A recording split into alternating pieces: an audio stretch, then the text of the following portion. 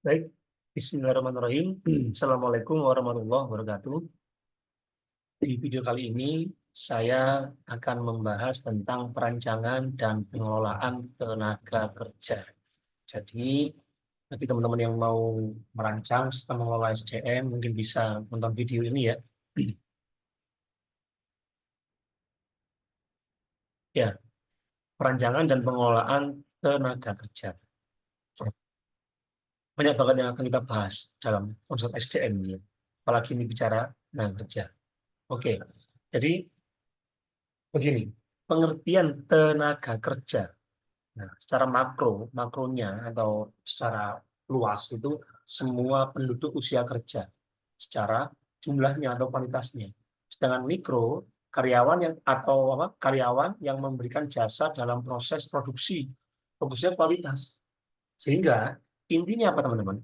Tenaga kerja itu bukan sekedar alat produksi, tapi harus dianggap sebagai human capital atau modal kemanusiaan atau intellectual capital perusahaan atau modal secara kemampuan, keilmuan, dan kompetensi yang dia miliki.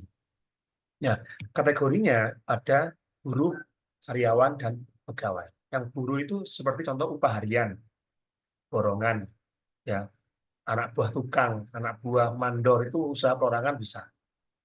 Yang kedua karyawan, ada upahnya wajib, atau ada gaji rutinnya, bisa swasta, bisa pemerintah.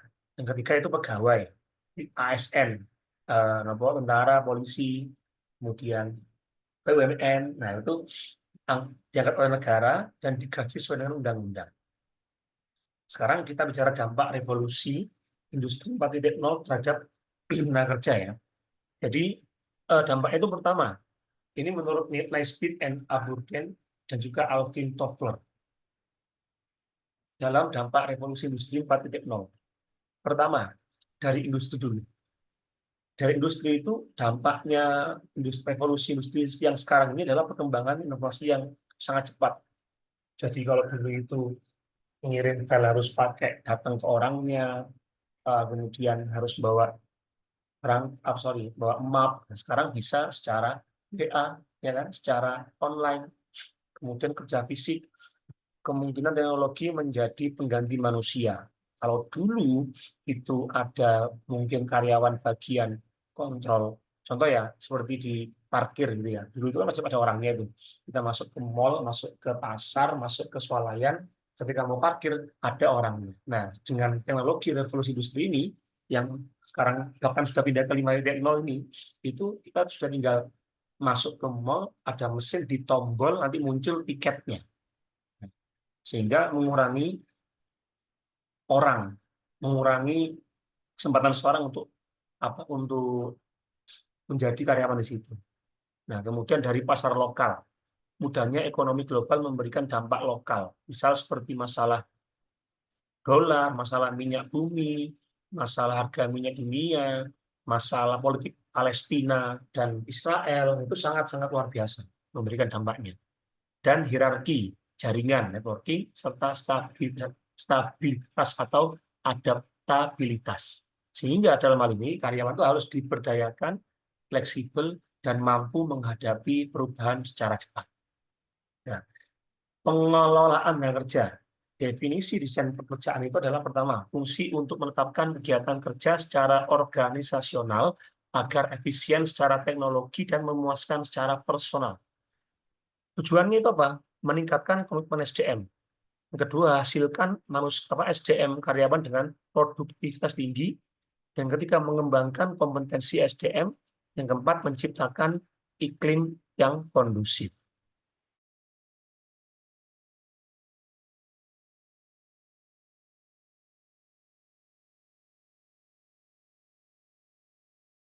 Berikutnya, prinsip pengelolaan karyawan yang efektif. Cari pekerjaan yang cocok dengan SDM kita. Lalu jelas tanggung jawabnya, ada standar prestasinya, libatkan karyawan dalam pengambilan keputusan, pendidikan dan pelatihan karyawan, supervisi yang baik, penghargaan atas prestasi. Nah, ini semua mungkin idealnya seperti ini, tapi memang seperti ini. Jadi kalau kita tidak mencari yang pertama contoh pekerjaan yang cocok dengan karyawan, artinya nanti dia cocoknya menjadi humas, cucuk yang menjadi bagian komunikasi malah diletakkan sebagai bagian belakang meja.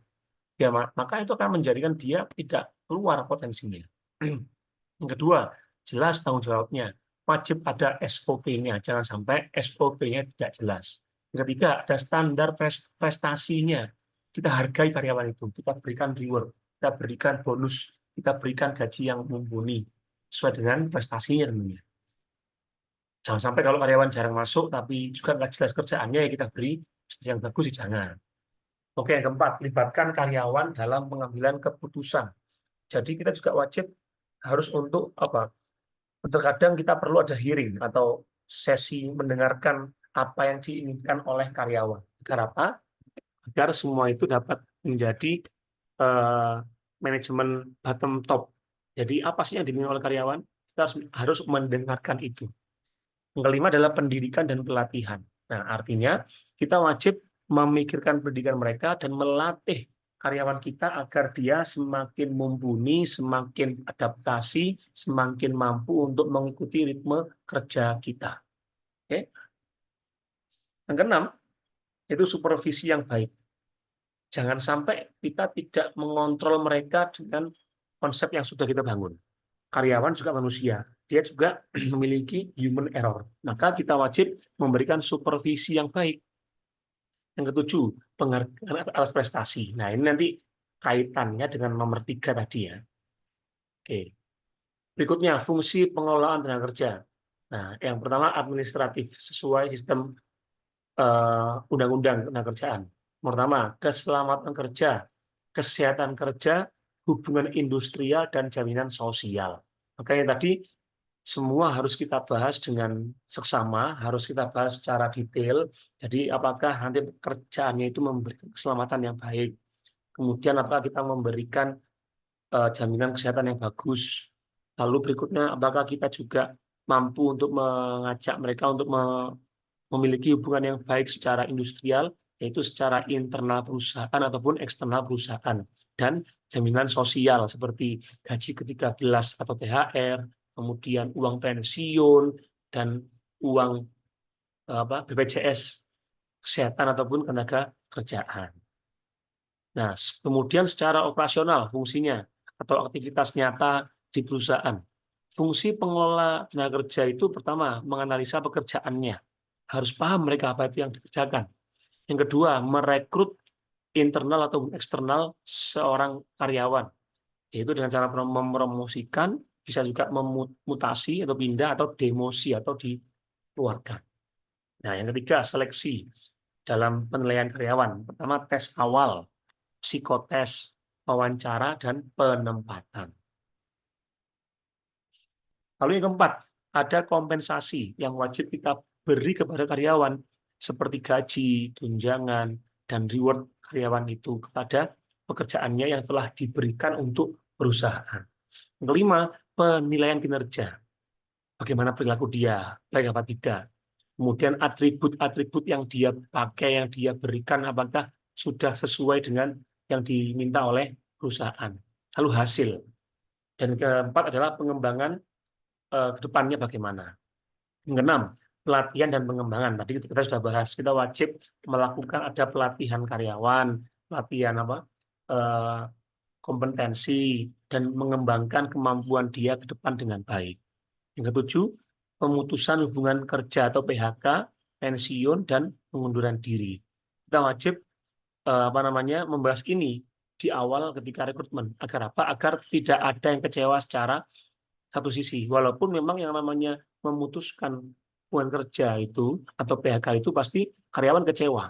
Tetapi ketika sudah dijelaskan di awal, atau mungkin hukuman apa yang dia terima ketika dia melakukan hal ini, atau mungkin hal yang kurang baik yang dilakukan, maka itu dia akan merasa bahwa, oh ya saya yang salah.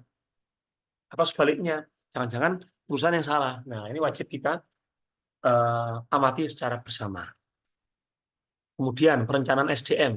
Nah, dalam merencanakan sumber daya manusia itu, apa tujuannya dalam perencanaan ini adalah pertama, mengoptimalkan sumber daya kita yang manusia itu atau karyawan itu untuk masa kini dan masa depan.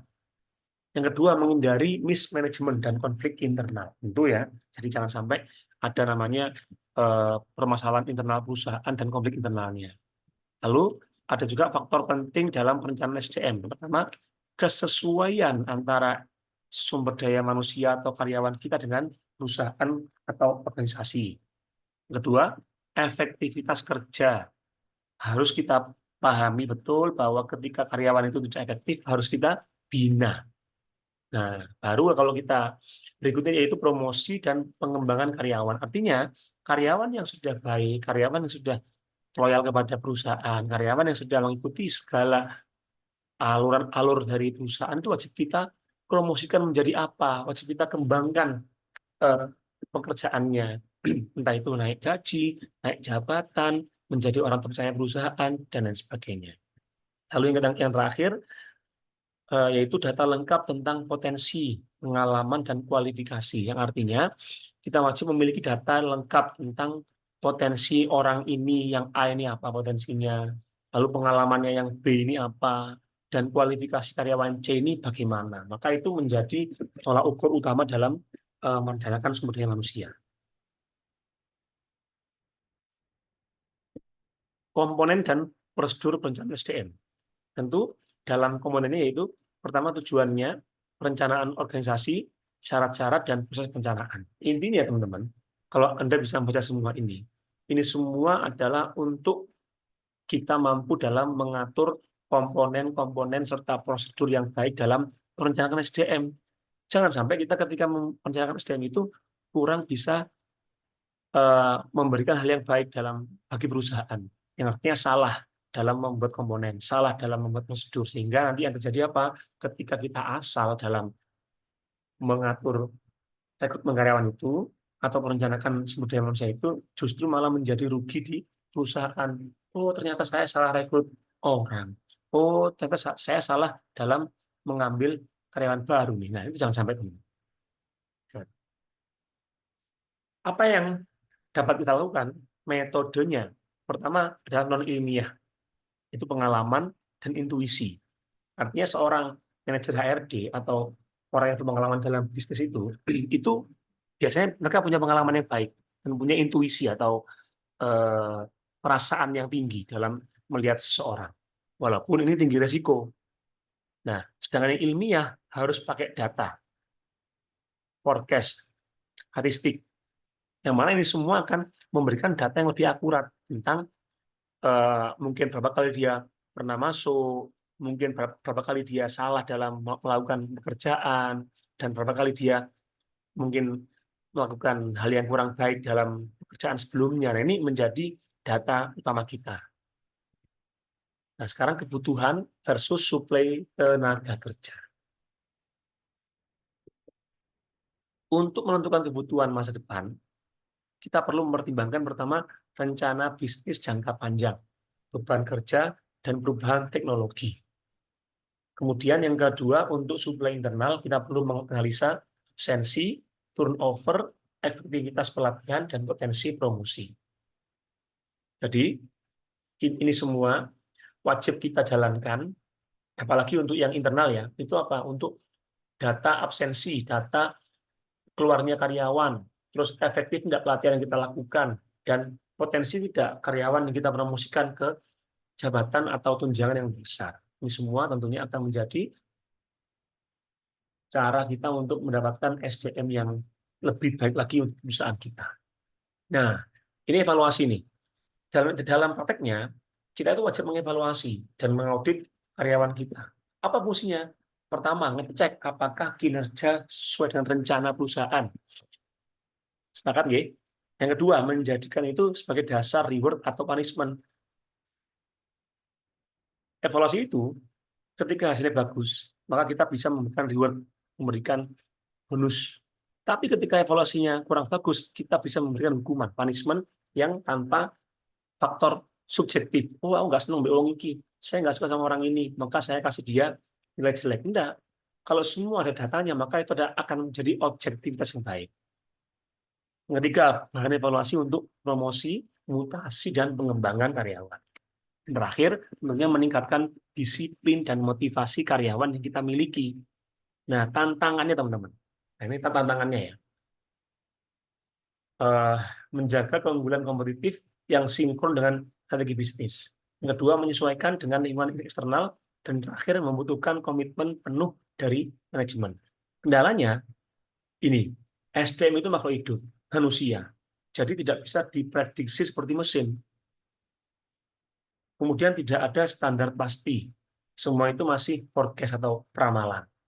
Kemudian ketimpangan penyebaran SDM. Ada perusahaan itu mungkin yang secara penyebaran karyawannya itu kurang bagus.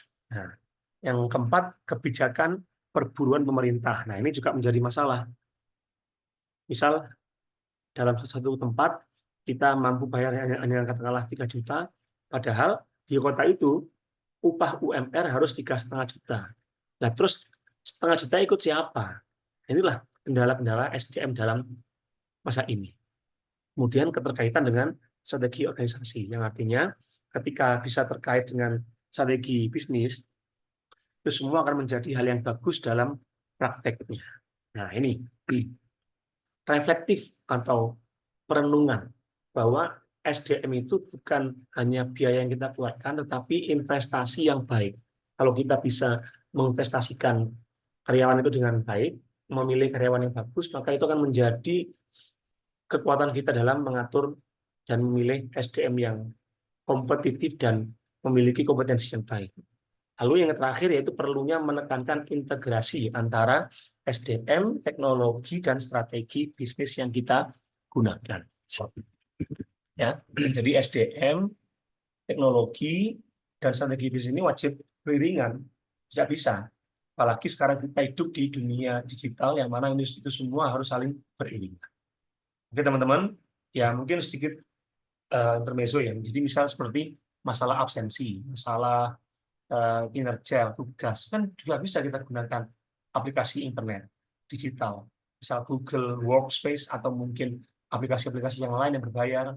Nah, itu semua akan membantu kita dalam mengatur data karyawan, yang mana itu akan membantu perusahaan untuk mengatur strategi yang bagus di kedepannya. Baik, terima kasih teman-teman. Semoga ini manfaat dan dapat membantu kita dalam menganalisa sumber daya manusia di bisnis kita.